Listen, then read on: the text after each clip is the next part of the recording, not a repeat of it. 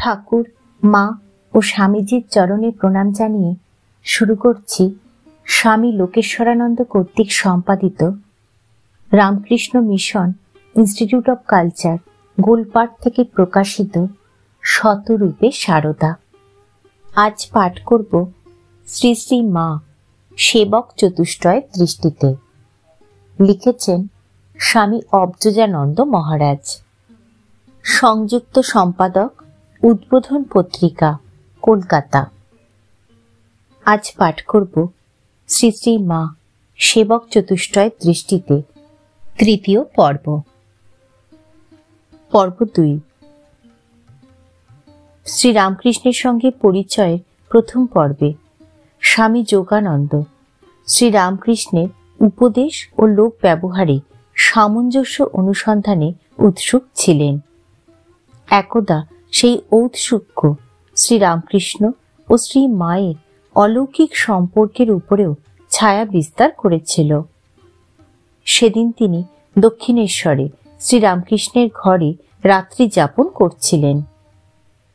রাত্রিতে এক সময় তিনি দেখেন শ্রী রামকৃষ্ণের শয্যা শূন্য, ঘরের দরজা খোলা, স্নিগ্ধ জ্যোৎস্নায় চারিদিক আলোকিত।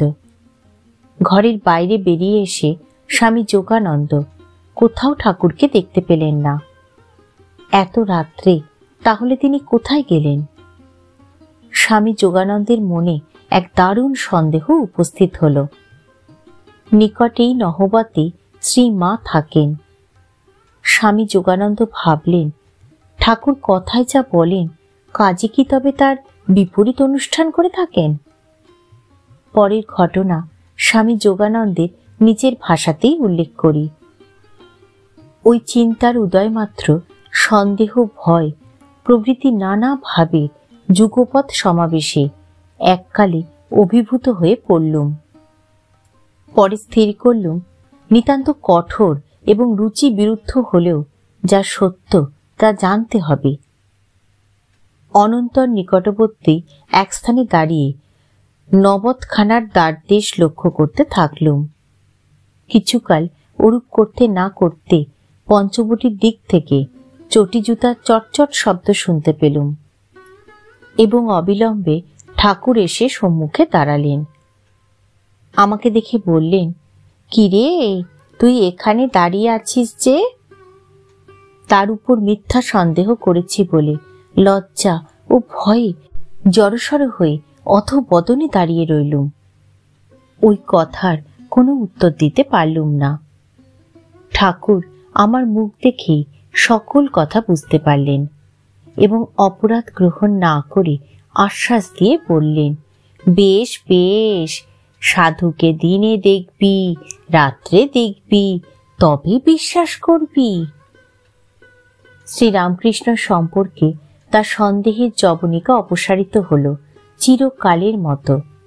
আবার ওই একই সময়ে আর এক অলৌকিক চিত্র দর্শনের ফলে শ্রী মায়ের জীবন ও চরিত্রে মহিমার স্বরূপ স্বামী যোগানন্দের দৃষ্টির সম্মুখে সহসা উন্মোচিত হল। সে সম্পর্কে স্বামী গম্ভীরানন্দ লিখেছেন, ঠাকুর যখন পঞ্চবটির দিক হইতে আসিতেছিলেন তখন যোগিনের দৃষ্টি নহবতের উপর দিকে সহসা আকৃষ্ট হইলে তিনি দেখিলেন চন্দ্রালোকে মা সমাধিস্থা, আর তাহারই অনুভূতি হইল যে মা সাধারণ মানবী নহেন। সম্ভবত সেই দিন হইতেই যোগিন প্রকৃত মাতৃভক্ত হইয়াছিলেন এবং ভক্তির প্রেরণায় ঠাকুরের দেহত্যাগের পরে স্বীয় জীবন প্রধানত মাতৃসেবাই নিয়োগ করেছিলেন। পরবর্তীকালে ঘনিষ্ঠজনের কাছে এই ঘটনার বিবরণ দিতে গিয়ে স্বামী যোগানন্দের কণ্ঠ আবেগরুদ্ধ হয়ে আসত। তিনি বলতেন, ঠাকুর এবং মায়ের সেই ছবি আমার স্মৃতিতে সব সময় জাগরুক আছে। সেদিন আমি বুঝেছিলাম যে তারা উভয়ই দৈব সত্তা নিয়ে জন্মগ্রহণ করেছেন। মানুষের প্রতি করুণায় তাদের নর শরীর গ্রহণ। সেদিনে সেই অবিস্মরণীয় অভিজ্ঞতা এবং পরবর্তীকালে শ্রী মায়ের সান্নিধ্যে দীর্ঘকাল বাসের সুবাদে শ্রী মায়ের সম্পর্কে তার নিজস্ব ধারণা গড়ে উঠেছিল। তিনি বলতেন শ্রী মায়ের উপদেশ এবং শিক্ষা সবই তার নিজের আধ্যাত্মিক অনুভূতি কেন্দ্রিক, কোনো ব্যক্তি বা গ্রন্থ নির্ভর নয়। বর্তমান যুগে জটিল বস্তুতান্ত্রিক পরিবেশের পরিপ্রেক্ষিতেও কিভাবে পবিত্র এবং সংঘাতহীন সহজ জীবনযাপন করা সম্ভব, ঠাকুর এবং মা উভয়ই তা পৃথিবীকে দেখিয়ে গেলেন। প্রথম জীবনে অশুভ সন্দেহের বশে যে ভয়ানক অপরাধ তিনি করেছিলেন, তার জন্য শুধু সে রাত্রিতেই নয়, জীবনে কোনো দিনই তিনি নিজেকে ক্ষমা করতে পারেননি। স্বামী শারদানন্দ লিখেছেন, ওই ঘটনার পর গুরু পদে সর্বতোভাবে আত্মোৎসর্গ করিয়া প্রথমে তাহার অর্থাৎ শ্রীরামকৃষ্ণের এবং তাহার অন্তর্ধানে শ্রী শ্রী মাতা ঠাকুরানীর সেবাতে প্রাণপাত করিয়া স্বামী যোগানন্দ পরজীবনে পূর্বোক্ত অপরাধের সম্মুখ প্রায়শ্চিত্ত করিয়াছিলেন। বস্তুত শ্রীরামকৃষ্ণের দেহাবসানের পর শ্রী শ্রী মায়ের সেবাভার মুখ্যত যোগীন মহারাজই শিরোধার্য করে নিয়েছিলেন এবং আজীবনে তিনি সে ভারকে পরম গৌরবের সঙ্গে সাল্লাতে বহন করেছিলেন। যোগীন মহারাজ বা স্বামী যোগানন্দকে সেবা পরিতৃপ্তা শ্রী মা তার ভারী বলে নির্দেশ করতেন। যোগীন কেবল শ্রী মায়ের সেবাধিকারী ধন্য হননি, পক্ষান্তরে শ্রী শ্রী মায়ের কাছে তিনি মন্ত্র দীক্ষা লাভেও কৃতকৃতার্থ ছিলেন। যোগিনী শ্রী শ্রী মায়ের নিকট মন্ত্র দীক্ষা প্রাপ্তদের মধ্যে সর্বপ্রথম। শ্রী শ্রী মা নিজ মুখেও পরবর্তীকালে বলেছিলেন, ছেলে যোগেন হতে আমার দীক্ষা দেওয়া আরম্ভ হয়। শ্রী শ্রী মায়ের সঙ্গে আমরা তার সেবানিরত যোগিনকে 1886 থেকে 1899 পর্যন্ত নানা জায়গায় দেখেছি।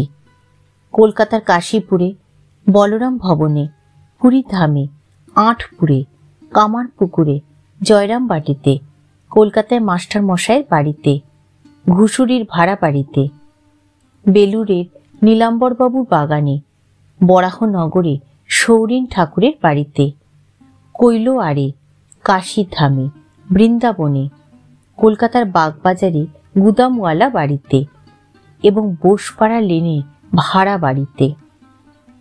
জয়রামবাটি কামারপুকুরে যোগীন দীর্ঘকাল না থাকতে পারলেও কলকাতায় ও বেলুরে তিনি মায়ের প্রধান সেবকের ভূমিকায় থাকতেন এবং মায়ের তীর্থযাত্রাতেও ছায়া সদৃশ্য অনুসরণকারী ছিলেন। শ্রীমা বলতেন, শরৎ আর যোগীন এ দুটি আমার অন্তরঙ্গ। এই অন্তরঙ্গতা কত গভীর ছিল তার কিঞ্চিত আভাস পাওয়া সম্ভব যদি আমরা মাকে ও তার যোগীনকে কখনো অতীন্দ্রিয় আধ্যাত্মিক পটভূমিকায় অবলোকনের সুযোগ সন্ধানে প্রয়াসী হই। এক অলৌকিক চিত্রকে আমরা এই প্রসঙ্গে স্মরণ করছি। শ্রী মা তখন বৃন্দাবনে কালাবাবুর কুঞ্জে রয়েছেন। মায়ের স্বভাবসিদ্ধ ধ্যান তন্ময়তা একদিন সকলকেই বেশ ভাবিয়ে তুলেছিল। মায়ের ধ্যান সেদিন ক্রমে গভীর সমাধিতে পরিণত হওয়ায় বাহ্য চেতনার কোনো লক্ষণই দেখা যাচ্ছিল না। এমনকি যোগীন মা স্বয়ং অনেকক্ষণ চেষ্টা করেও মায়ের সমাধি ভঙ্গ করতে বিফল হয়েছিলেন। অগত্যা ছেলে যোগেন এসে মাতৃকর্ণে কোনো বিশেষ মন্ত্র শোনানো মাত্রই মা যেন কোন দিব্যলোক থেকে নেমে এলেন। সমাধি থেকে অভ্যুত্থানের লক্ষণ দেখে সবাই আশ্বস্ত হলেন। অবিকল শ্রীরামকৃষ্ণেরই মতো মায়ের তখনকার হাবভাব সকলকেই বিস্ময়াবিষ্ট করেছিল। সমাধি থেকে নামার মুখে ঠাকুর যেমনটি বলতেন, মাও ঠিক তেমনই আবেগ জড়ানো অস্ফুট কণ্ঠে বললেন, খাবো। কিছু খাদ্য, জল ও পান মুখের সামনে ধরলে ঠাকুরেরই অনুরূপ ভঙ্গিতে মা তা গ্রহণ করেন। এমনকি পানের খিলি সরু দিকটা দাঁতে কেটে ফেলে দিয়ে তবে খেলেন। বিস্ময়ের মধ্যেও বিস্ময়কর ব্যাপার এই যে তখন যোগীন মহারাজই মাকে কয়েকটি প্রশ্ন করতে দুঃসাহসী হয়েছিলেন। শ্রীরামকৃষ্ণ ভাবাবিষ্টা মা ঠিক ঠাকুরের মতোই সেবক সন্তানের সবকটি প্রশ্নের উত্তর দিয়েছিলেন। ঘটনাটি বহু দিক থেকেই অসামান্য। সেব্য সেবকের সম্বন্ধ নির্ণয়ের জন্য তো বটেই। শ্রী মায়ের সম্পর্কে যোগীন মহারাজের উক্তি বিশেষ পাওয়া যায় না, কিন্তু যোগীন মহারাজ সম্পর্কে শ্রী মায়ের স্নেহ জ্ঞাপক উক্তি ও ঘটনার সংখ্যা অনেক। সেগুলি থেকেই জানা যায় যোগীন মহারাজ শ্রী মাকে কোন দৃষ্টিতে দেখতেন। সুতরাং সেব্য সেবকের অপরূপ সম্পর্কের উপর আলোকপাতকারী সেই উক্তি ও ঘটনাগুলি এখানে উল্লেখ করা বোধহয় অপ্রাসঙ্গিক হবে না।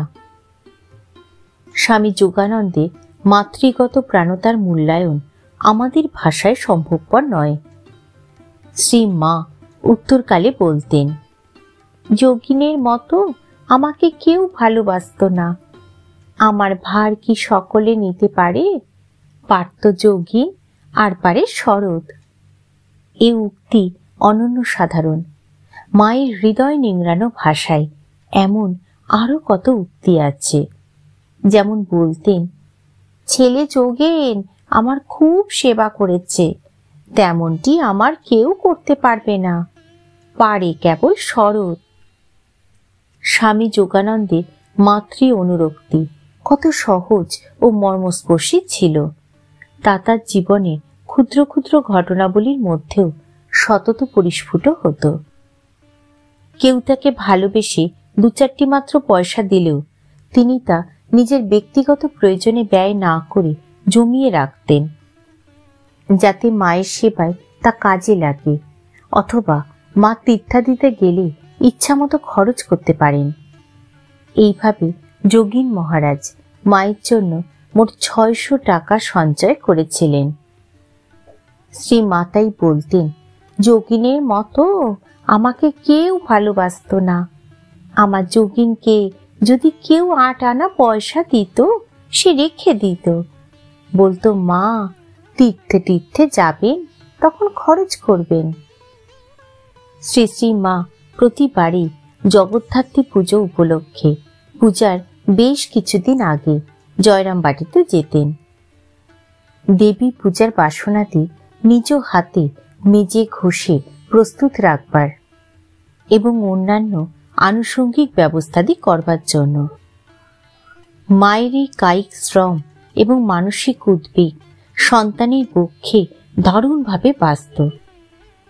তাই কিছু অর্থ হাতে সঞ্চয় হওয়া মাত্রই তা দিয়ে পূজার বাসনের বিকল্প হিসাবে কাঠের বারকোষ ইত্যাদি যথেষ্ট সংখ্যায় তৈরি করিয়ে মাকে তিনি বলেছিলেন, তোমাকে আর বাসন মাজতে যেতে হবে না।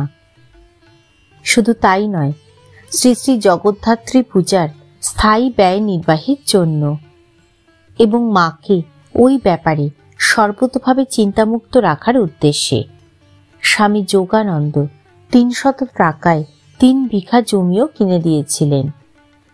এখানে আরো স্মরণযোগ্য যে জয়রামবাটিতে মামাদের সাংসারিক অচ্ছলতাও মাকে নানাভাবে পীড়া দিত। যোগিনের দৃষ্টি তাই সেদিকেও তীক্ষ্ণ ছিল।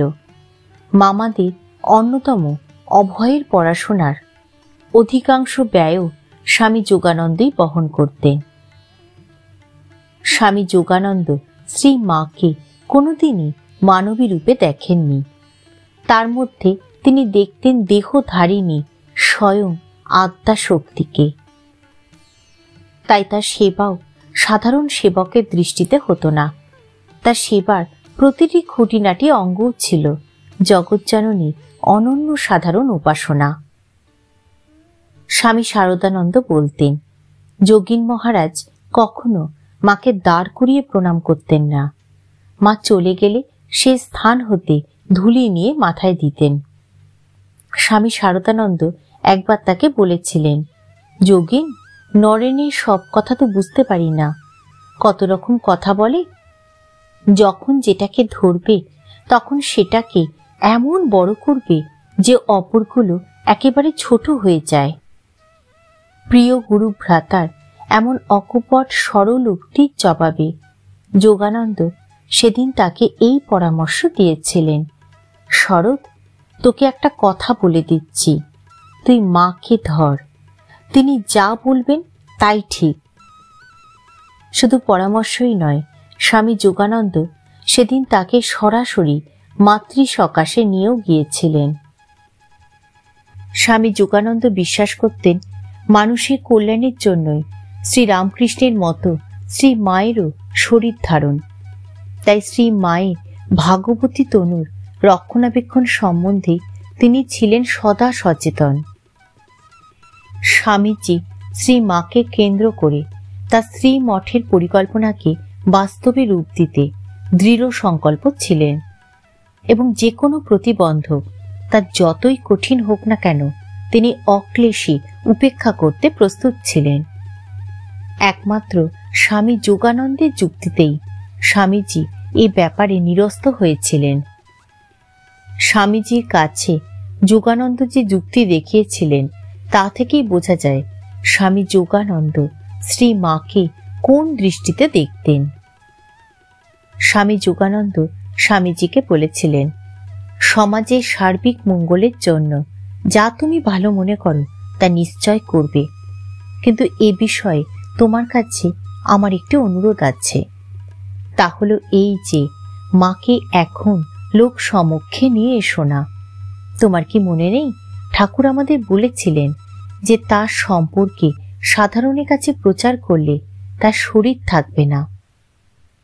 ঠিক ওই একই কথা মায়ের সম্পর্কেও খাটে। আমি সবাইকে মায়ের কাছে যেতে দিই না বা তার চরণ স্পর্শ করে প্রণাম করতে দিই না। আমি দেখি যাতে কেবলমাত্র যথার্থ এবং পবিত্র মনা ভক্তরাই তার দর্শন পায়। তাই ভাই, তোমার কাছে আমার একান্ত অনুরোধ, মাকে তুমি এখন এসবের মধ্যে এনো না। শ্রী মায়ের একজন প্রখ্যাত জীবনীকার লিখেছেন, মায়ের সেবার ফলে পুত চরিত্র যোগানন্দজির মনে এরূপ দৃঢ় আত্মপ্রত্যয় জন্মিয়াছিল যে এককালে তিনি স্বামী বিবেকানন্দেরও সতর্কবাণীতে কর্ণপাত না করিয়া মায়ের কৃপায় অবিকম্পিত পদে অনন্য সাধারণ পথে চলিতে সাহস পাইয়াছিলেন। স্বামীজি প্রথমবারে বিদেশ হইতে ফিরিয়া যখন দেখিলেন যে যোগিনের সহিত মায়ের সেবায় একজন ব্রহ্মচারীও নিযুক্ত রহিয়াছেন, তখন তিনি এই বিষয়ে স্বামী যোগানন্দের দৃষ্টি আকর্ষণান্তে জানিতে চাহিলেন। মায়ের নিকট বহু প্রকারের লোকের আনাগোনা আছে, সেখানে ব্রহ্মচারীর মন নিম্নগামী হইলে দায়ী হইবে কে? যোগানন্দ সদর্পে বুকে হাত রাখিয়া উত্তর দিলেন, আমি। সেবক যোগানন্দের এই আমির পশ্চাতে কাহার অদৃশ্য শক্তি প্রেরণা জাগাইয়াছিল তাহা খুলিয়া বলিতে হইবে কি?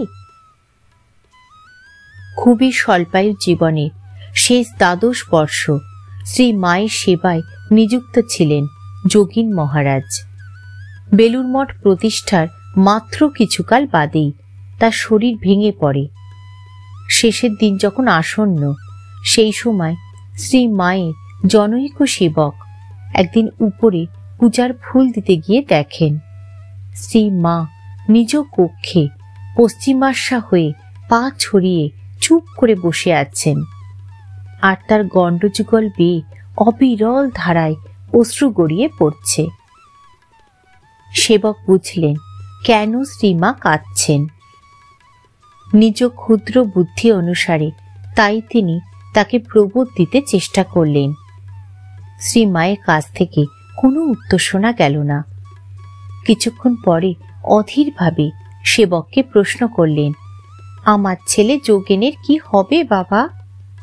সেবক উত্তর দিলেন, ভাবছেন কেন মা, সেরে যাবেন বই কি। কিন্তু মা বললেন, আমি যে দেখেছি বাবা, ভোরবেলা দেখলুম ঠাকুর নিতে এসেছেন, বলেই মা কেঁদে ফেললেন। পরক্ষণে আবার সেবককে সতর্ক করে বললেন, কাউকে বলো না, বলতে নেই। বললেন, যোগেন যে আমার ছেলে, সারদা যেমনটি যোগেনও তেমনটি।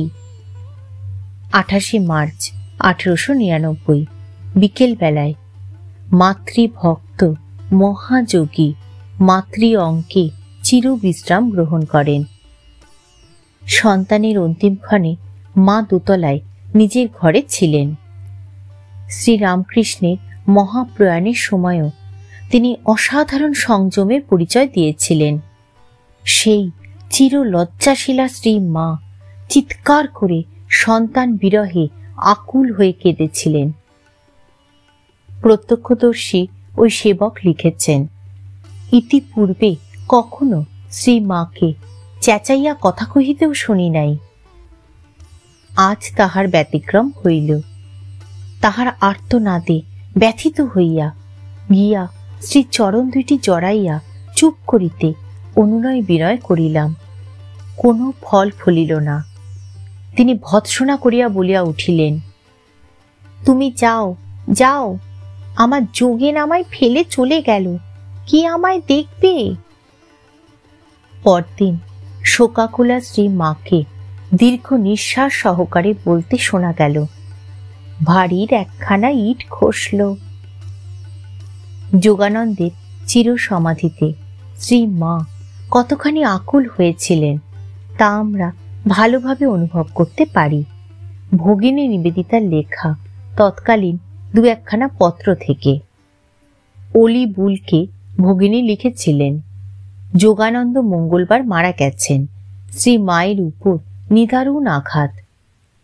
আরও একখানি আবেগময়ী পত্রে নিবেদিতা ওই অলি বুলকেই জানাচ্ছেন, যোগানন্দের মৃত্যু শ্রী মা ও যোগীন মার কাছে দারুণ বেজেছে। মৃত্যু কথাটি শ্রী মা যেন সইতে পারছেন না, এমনই মানবিক বেদনা। জানি জানি সে আমার প্রভুর কাছে গেছে, সে কথা জানি আমি, কিন্তু সে যে আমার যোগীন, তাকে প্রভু কেড়ে নিলেন। স্বামী গম্ভীরানন্দ লিখেছেন, স্বামী যোগানন্দের প্রত্যেক স্মৃতিটি মায়ের নিকট অতি প্রিয় ছিল। যোগানন্দ মহারাজ তাহাকে একখানি লেপ করাইয়া দিয়াছিলেন। দীর্ঘকাল ব্যবহারের ফলে উহা জীর্ণ হইয়া গিয়াছে দেখিয়া শ্রী মা একদিন শ্রীযুক্ত বিভূতিভূষণ ঘোষকে বলিয়াছিলেন, তুলাটি পিজাইয়া এবং খোল বদলাইয়া যেন লেপখানি নূতন করিয়া আনা হয়। কিন্তু একটু পরেই মায়ের মনে হইল, এরূপ করিলে প্রিয় সন্তানের প্রদত্ত জিনিসটির রূপ বদলাইয়া যাইবে, সে স্মৃতিরও বিকৃতি ঘটিবে। কথাটা ভাবিতেও যেন তাহার মন বিষণ্ণ হইয়া পড়িল। তাই সংশোধন করিয়া বলিলেন, না বিভূতি, লেপটা নিয়ে গিয়ে কাজ নেই, এ লেপ যোগেন দিয়েছিল, দেখলেই তাকে মনে পড়ে। ঠাকুর, মা ও স্বামীজির চরণে প্রণাম জানিয়ে শেষ করছি আজকের পাঠ। শ্রী শ্রী মা সেবক চতুষ্টয়ের দৃষ্টিতে, তৃতীয় পর্ব।